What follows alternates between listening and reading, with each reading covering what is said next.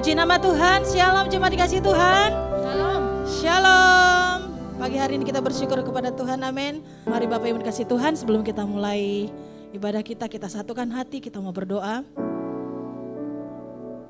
Kami bersyukur Tuhan pagi hari ini buat kebaikan-Mu dalam kehidupan kami Bapa. Kami sungguh bersyukur Tuhan atas kasih setia-Mu yang melimpah dalam kehidupan kami Tuhan. Tuhan, kami percaya Tuhan Yesus, Engkau akan mencurahkan Roh Kudus-Mu atas setiap kami Tuhan. Dan Roh Kudus-Mu yang akan menuntun kehidupan kami Bapa dalam setiap langkah kami Tuhan. Bapa, terima kasih buat pagi hari ini. Engkau membuktikan bahwa Engkau Allah yang hidup dan Engkau naik ke surga. Terima kasih Tuhan Yesus, terima kasih Roh Kudus. Biarlah setiap pujian kami Tuhan naikkan pagi-Mu pada pagi hari ini Tuhan Yesus. Dimuliakan nama-Mu Tuhan, ditinggikanlah Engkau atas setiap puji-pujian kami Tuhan Yesus. Setiap kami umat-Mu Tuhan datang dengan sendak, dengan kerendahan hati kami Tuhan. Kami menaikkan syukur kami. Terima kasih Bapa. Terpuji nama-Mu Tuhan pagi hari ini. Di dalam nama Yesus kami berdoa dan mengucap syukur. Haleluya. Amin. Berikan tepuk tangan buat Tuhan Yesus. Haleluya.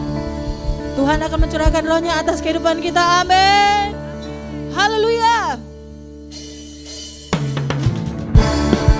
Mari kita sama-sama tepuk tangan jemaat yang di Tuhan, yang di rumah-rumah, bahkan dimanapun kita memuji Tuhan Yesus.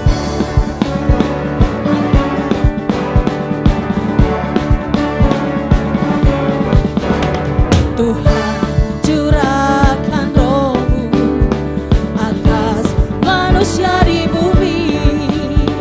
Biar anak-anak-Mu menyampaikan nubuatan, mimpi dan penglihatan, nyatakan isi hati-Mu. Biar iman kami bangkit, surga nyatakan kedahsyatan hari-Mu. Kan ada kebangkitan yang besar, kan ada pemulihan di negeri kami. Kan ada kebangkitan yang besar, yang berseru kepada Yesus diselamatkan.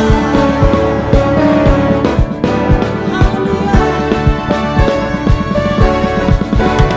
Tuhan, curahkan Roh-Mu atas manusia di bumi. Biar anak-anak-Mu menyampaikan nubuatan, mimpi dan penglihatan, nyatakan isi hati-Mu. Biar iman kami bangkit, surga nyatakan kedahsyatan hari-Mu.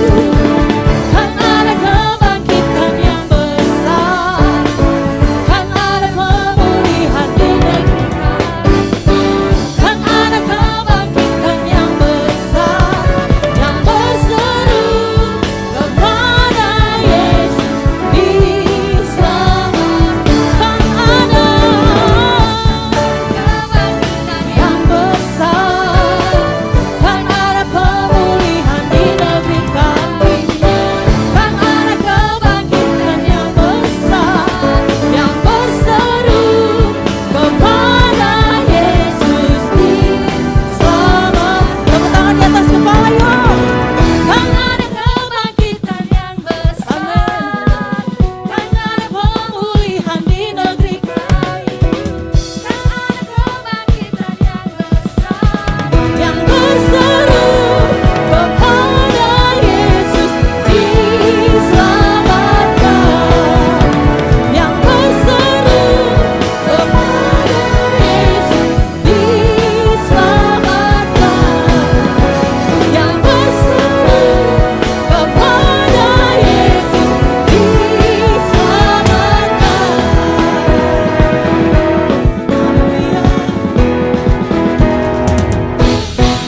Haleluya.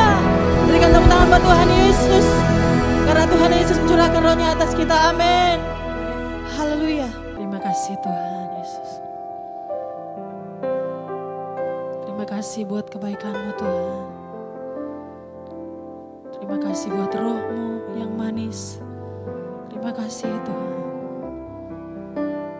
Haleluya Yesus.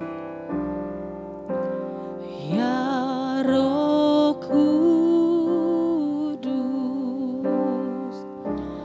ku haus padamu.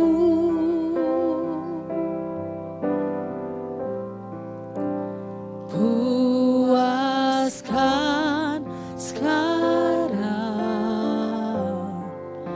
kerinduanku.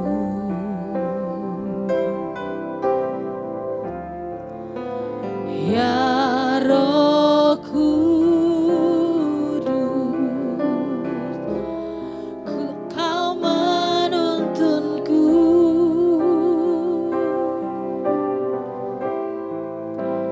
Pimpin langkahku, ku taat selalu. Nyatakan kemuliaan-Mu Tuhan. Nyatakan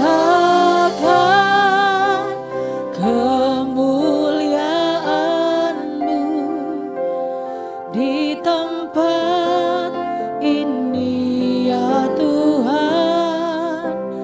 Allahku, beriku belas kasihan-Mu.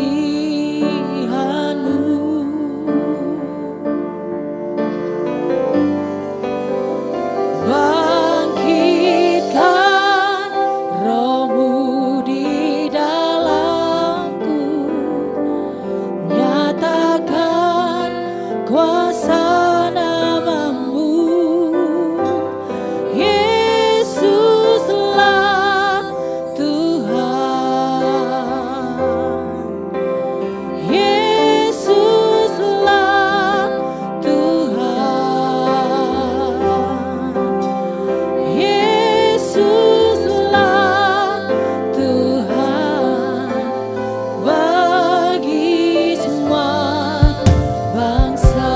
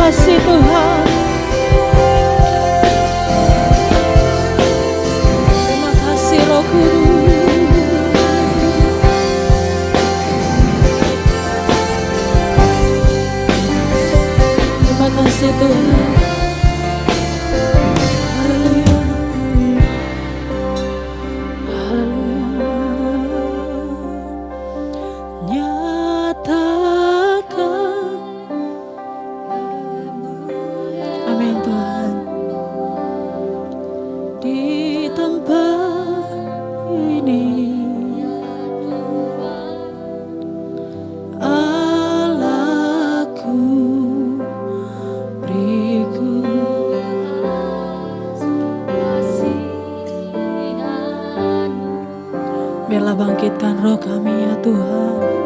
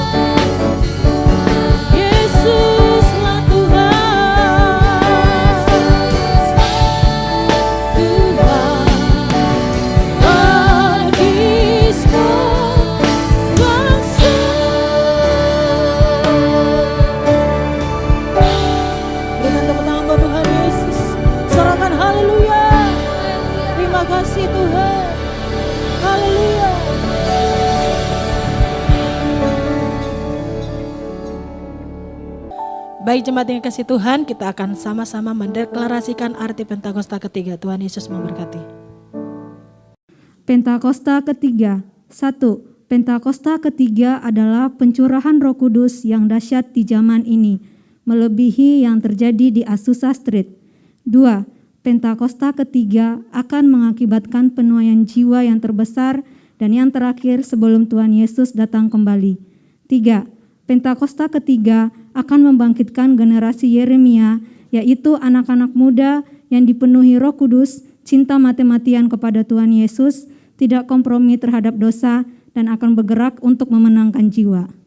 4. Pentakosta ketiga lahir di Indonesia dan bergerak ke bangsa-bangsa. Gerakan ini dari timur ke barat dan akan kembali ke Yerusalem. 5. Pentakosta ketiga akan memberikan kuasa untuk menyelesaikan amanat agung, dan setelah itu Tuhan Yesus datang kembali.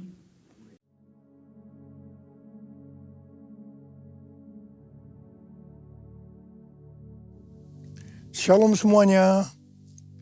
Yeremia 9 ayat 23 dan 24 berkata, "Beginilah firman Tuhan, janganlah orang bijaksana bermegah atas kebijaksanaannya. Janganlah orang kuat bermegah atas kekuatannya. Janganlah orang kaya bermegah atas kekayaannya. Namun siapa yang mau bermegah, baiklah ia bermegah atas hal ini, bahwa ia memahami dan mengenal aku, bahwa akulah Tuhan yang menunjukkan kasih setia, keadilan, dan kebenaran di bumi. Sungguh, semuanya itu kusukai." Demikianlah firman Tuhan. Ada berapa banyak di antara saudara yang mau menyenangkan hati Tuhan? Mari katakan bersama saya. Menyenangkanmu, senangkanmu, hanya itu kerinduanku. Menyenangkanmu, senangkan hatimu, hanya itu kerinduanku. Hanya itu kerinduanku.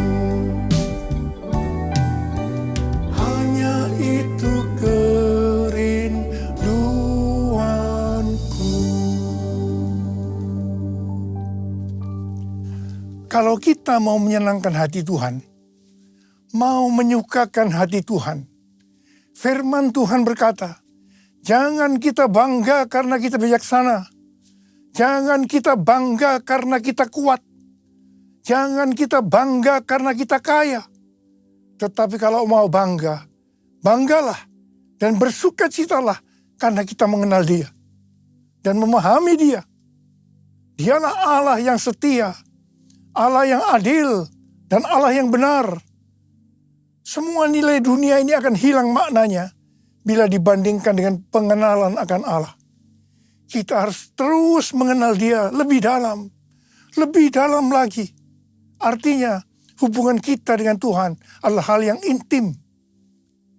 Ini pesan Tuhan yang kuat dalam menyelesaikan amanat agung tahun 2033.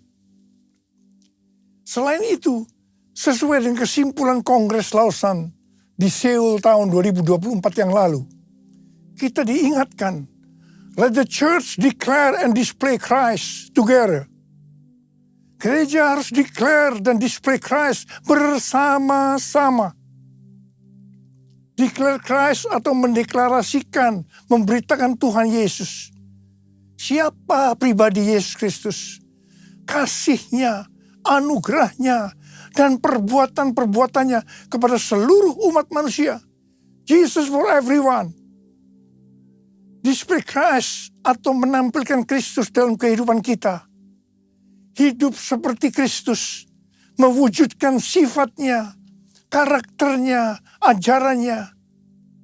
Kita harus menjadi garam dan terang. Hidup yang berprestasi, hidup yang berbuah, hidup yang menjadi berkat.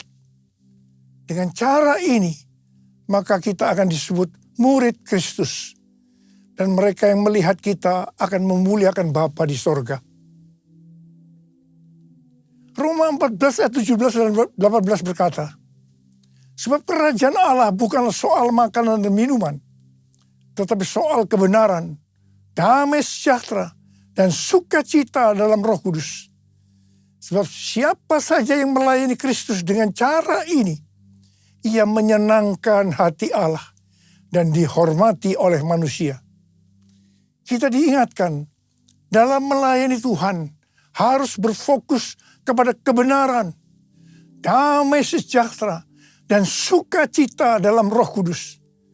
Melayani Tuhan bukan memprioritaskan hal-hal yang duniawi. Kalau kita melakukan ini, maka akan menyenangkan hati Tuhan dan dihormati manusia.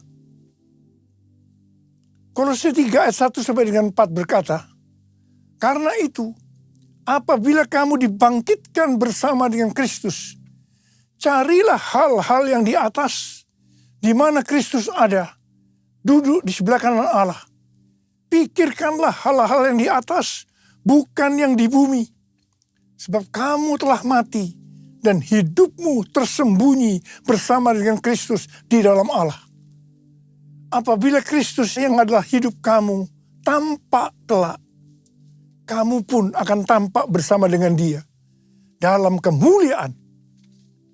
Ayat-ayat ini mengingatkan kepada kita bahwa kalau kita mau ikut dalam pengangkatan, maka syaratnya adalah mencari hal-hal yang di atas. Memikirkan hal-hal yang di atas, bukan yang di bumi. Artinya, segala sesuatu yang kita lakukan di bumi harus dinilai, dipertimbangkan, dan dipikirkan dari sudut pandang kekekalan dan sorga. 1 Petrus 4 ayat 7 berkata, kesudahan segala sesuatu sudah dekat. Karena itu kuasailah dirimu dan waspadalah supaya kamu dapat berdoa. Jadi dalam menunggu kedatangan Tuhan Yesus kedua kali yang sudah semakin dekat, kita harus banyak berdoa. Memuji dan menyembah Tuhan bersama-sama dalam unity siang dan malam. It's all about you. It's all about you. It's all about you, Jesus. It's all about you. It's all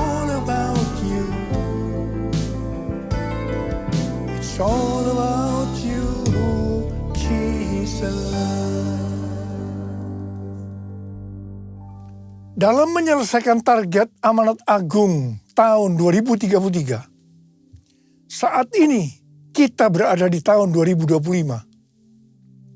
Tahun 2025 adalah tahun di mana bencana alam, peperangan, ketidakpastian, krisis ekonomi akan semakin hebat.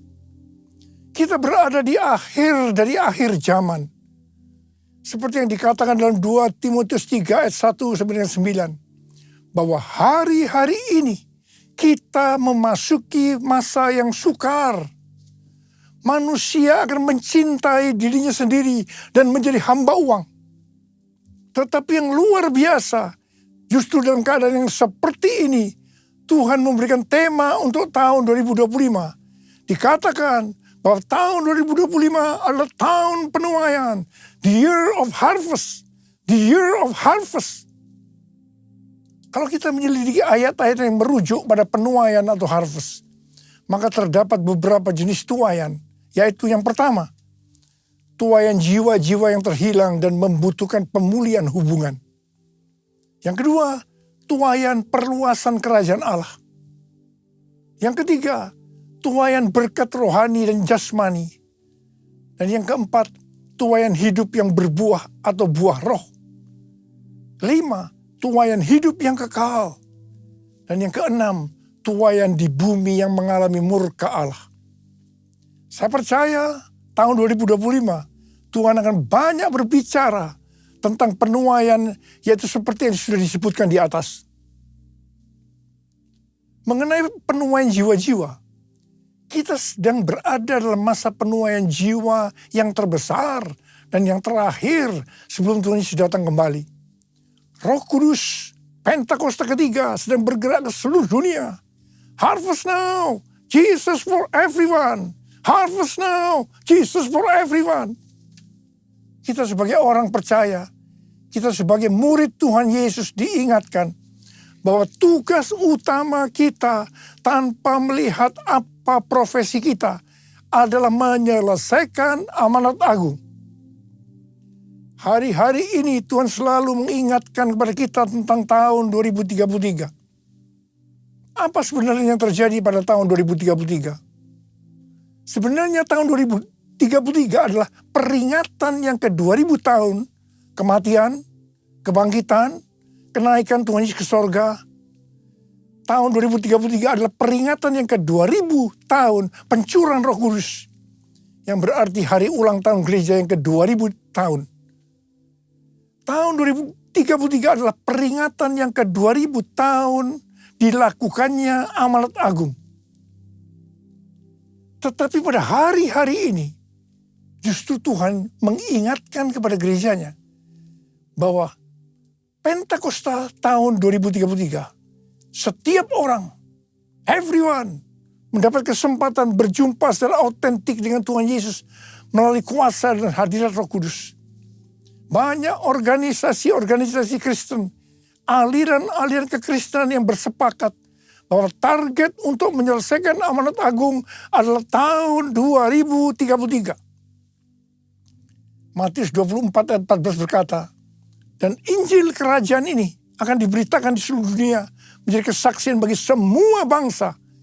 Sesudah itu barulah tiba kesudahannya. Ini adalah salah satu jawaban dari Tuhan Yesus kepada murid-muridnya ketika ditanya, apa tanda kedatanganmu dan tanda kesudahan dunia ini? Ayat ini bisa diartikan, kalau amanat agung sudah selesai, maka sesudah itu baru tiba kesudahannya. Baru setelah itu Tuhan Yesus datang kembali. Kata sesudah itu bisa 1 hari, 1 minggu, 1 bulan, 1 tahun, atau beberapa tahun. Tidak ada seorang pun yang tahu. Yang jelas tidak akan lama.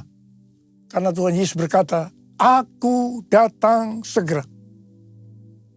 Jadi kalau target penyelesaian amanat agung tahun 2033, maka kita harus bersiap-siap. Karena waktunya sudah singkat. Saya tidak berkata bahwa Tuhan Yesus pasti datang tahun 2033. Ini tidak alkitabiah. Tetapi kalau berkata Tuhan Yesus bisa datang tahun 2033, ini alkitabiah. Karena Tuhan Yesus bisa datang sewaktu-waktu. Rick Warren yang juga percaya bahwa target penyelesaian amanat agung tahun 2033, pada tahun 2007 membentuk kelompok yang bernama Finishing the Task, menyelesaikan amanat agung. Ada 4 hal yang dia lakukan, yaitu yang disebut dengan 4B. B pertama, Bibles. Alkitab diterjemahkan ke semua bahasa. Yang kedua, believers. Memperlengkapi setiap orang percaya agar secara pribadi bisa bersaksi tentang Yesus. Yang ketiga, bodies of Christ. Mengajak gereja-gereja untuk menanam gereja di area yang belum ada gereja. Dan yang keempat, breakthrough prayer. Mengajak setiap orang percaya agar berdoa bagi mereka yang belum percaya. Ini aku, Tuhan, utuslah aku, sampai generasiku diselamatkan. Ini aku, Tuhan, utuslah aku, sampai generasiku diselamatkan. Sampai generasiku diselamatkan.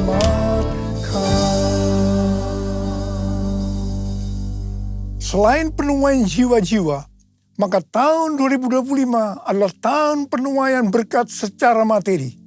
Haleluya! Kalau kita melihat kitab Nabi Hagai, maka di sini Tuhan berbicara melalui Nabi Hagai kepada Zerubabel bin Shealtiel, Bupati Yehuda, dan Yosua bin Yosadak, Imam Besar. Tuhan menegur bangsa Israel karena selama ini mereka hanya sibuk membangun rumahnya sendiri. Tetapi rumah Tuhan tidak dibangun dan tetap menjadi reruntuhan. Akibatnya, yang pertama, mereka menabur banyak, tetapi membawa pulang hasil sedikit. Mereka makan, tetapi tidak sampai kenyang. Mereka minum, tetapi tidak sampai puas. Mereka mendapat upah, tetapi tidak pernah cukup, karena seperti ditaruh dalam pundi-pundi yang berlubang. Banyak pengeluaran yang tidak terduga, seperti sakit, dicuri, dirampok, dan lain-lain. Memasuki tahun 2025, adakah di antara kita yang keadaannya sama seperti orang Israel pada waktu itu? Kalau kita mau mengalami penuaian berkat secara materi, maka kita harus melakukan seperti teguran Tuhan kepada bangsa Israel waktu itu. Mungkin selama ini kita hanya mementingkan rumah kita saja yang dibangun, sedangkan rumah Tuhan dibiarkan terbengkalai. Selama ini kita tidak membangun rumah Tuhan yang adalah tubuh kita. Yang kita bangun selama ini hanya kedagingan kita saja. Mari kita bertobat. Kita bangun kerohanian kita menjadi seperti gambar Yesus. Menjadi murid Tuhan Yesus. Menjadi pemenang. Saya percaya kita akan menuai berkat secara materi. Jiwaku terbuka untuk-Mu Tuhan. Selidiki, nyatakan segala perkara. Singkapkan semua yang terselubung,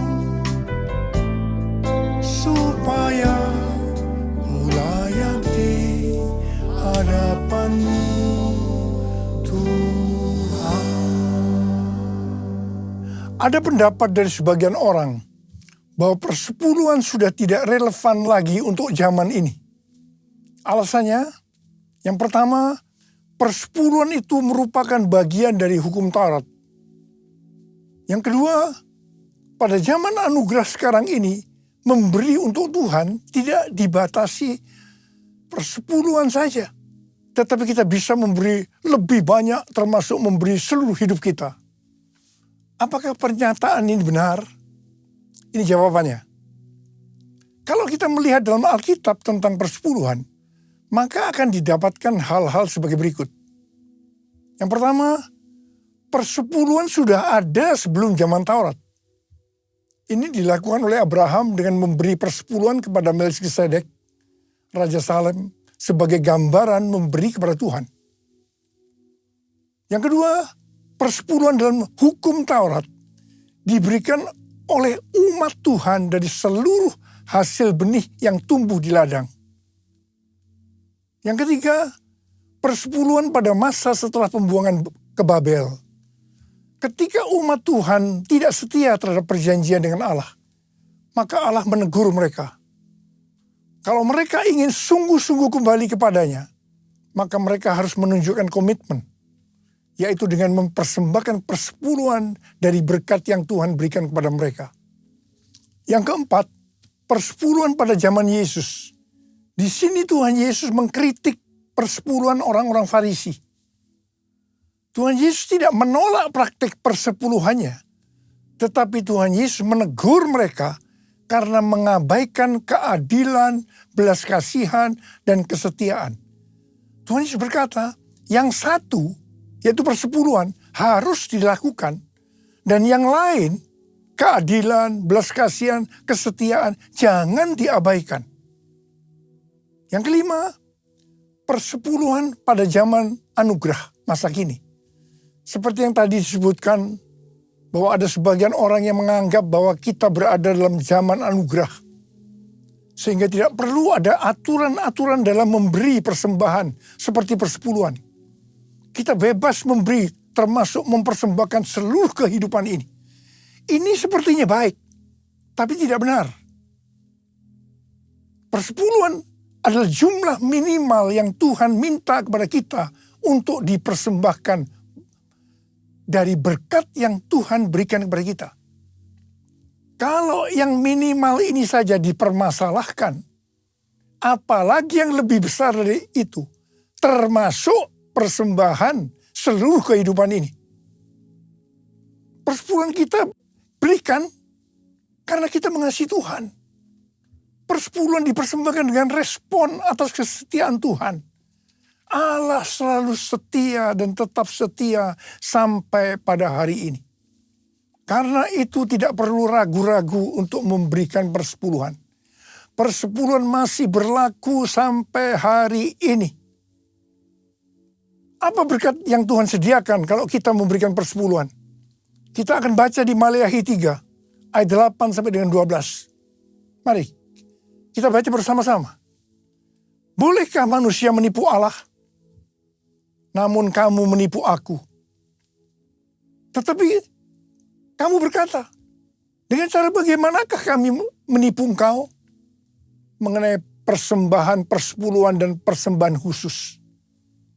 Kamu telah kena kutuk, tetapi kamu masih menipu aku. Ya, kamu seluruh bangsa. Bawalah seluruh persembahan persepuluhan itu ke dalam rumah perbendaharaan, supaya ada persediaan makanan di rumahku. Dan ujilah aku, firman Tuhan semesta alam.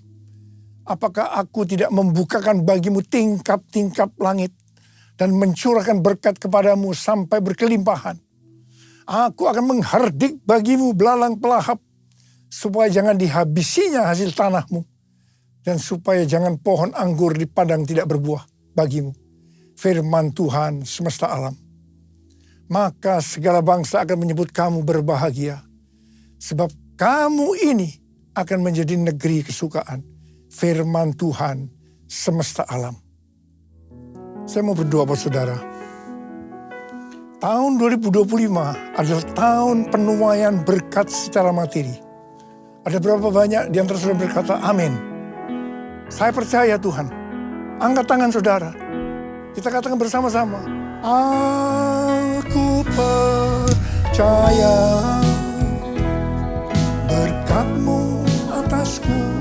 melimpah. Kebajikan, kemurahan selalu mengikutiku. Ku puji, ku sembah Kau Tuhan. Ku puji, ku sembah Kau Tuhan. Ku puji, ku sembah Kau Yesus.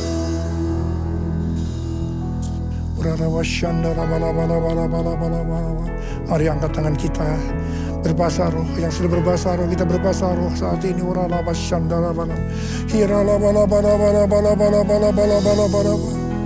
Tuhan berkati anak-anak-Mu Tuhan.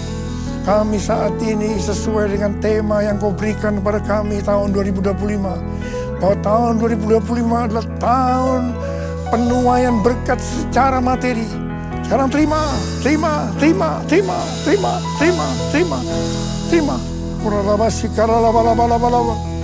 kasih Tuhan. Terima kasih. Berkat-Mu melimpah buat anak-anak-Mu. Berkat-Mu melimpah buat mereka. Terima kasih Tuhan. Dalam nama Yesus. Dalam nama Yesus. Haleluya. Amin.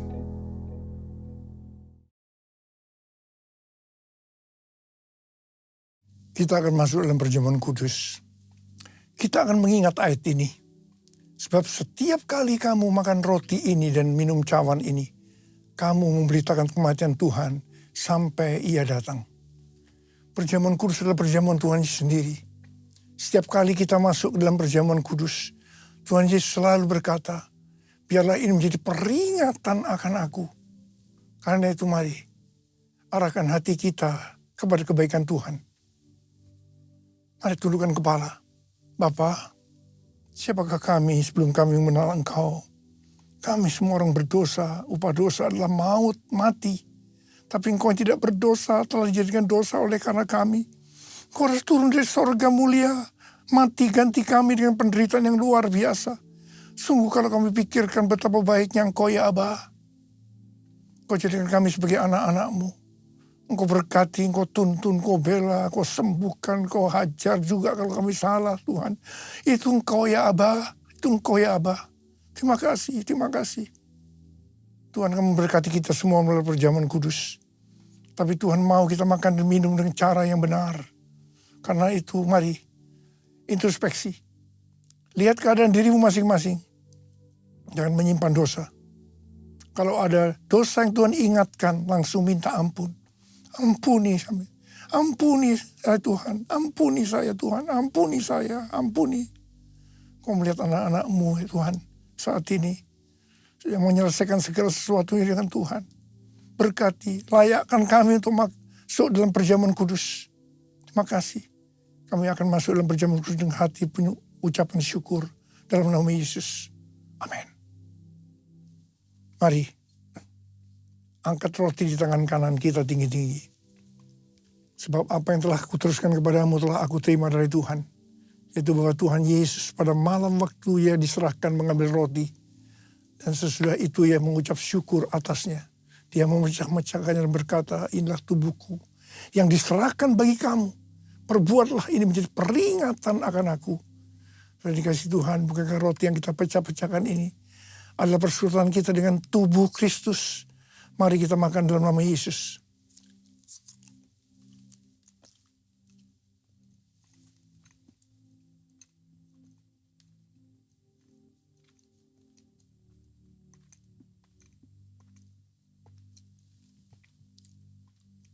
Angkat cawan di tangan kanan kita tinggi-tinggi. Demikian juga yang mengambil cawan sesudah makan lalu berkata, cawan ini adalah perjanjian baru yang dimeteraikan oleh darahku. Perbuatlah ini setiap kali kamu meminumnya menjadi peringatan akan aku. Sudah dikasih Tuhan, bukankah cawan pengucapan syukur. Yang atasnya kita ucapkan syukur adalah persekutuan kita dengan darah Yesus. Mari kita minum dalam nama Yesus.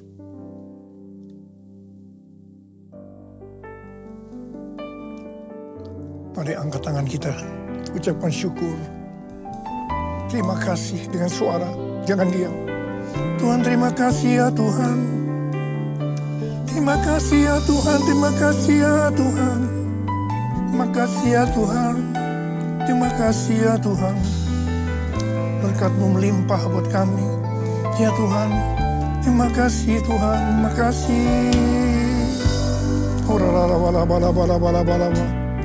Tuhan, Kau memberkati anak-anak-Mu, Kau melihat anak-anak-Mu. Kau saat ini Kau sedang menyembuhkan yang sakit, sedang membebaskan yang terikat, menghibur yang susah, menguatkan yang lemah, memberikan pengharapan-pengharapan yang baru bagi yang datang dengan keadaan putus pengharapan. Tuhan, terima kasih. Terima kasih. Terima kasih Yesusku. Terima kasih Yesusku. Puji syukur hanya bagi Tuhanku. Terima kasih Yesusku. Terima kasih Yesusku. Puji syukur hanya bagi Tuhanku. Terima kasih Yesusku. Terima kasih Yesusku. Puji syukur hanya bagi Tuhanku. Terima kasih Yesusku. Terima kasih Yesusku. Puji syukur hanya bagi Tuhanku. Puji syukur hanya bagi Tuhanku. Puji syukur hanya bagi Tuhanku.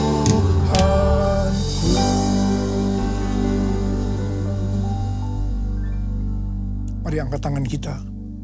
Terimalah berkat Tuhan. Kasih karunia yang berlimpah-limpah daripada Allah Bapa dalam Anak yang tunggal Yesus Kristus. Persekutuan yang manis dengan Roh Kudus menyertai kita semua. Mulai hari ini sampai Tuhan Yesus datang menjemput kita di awan-awan dan bahkan sampai selama-lamanya. Yang percaya bersama-sama katakan amin.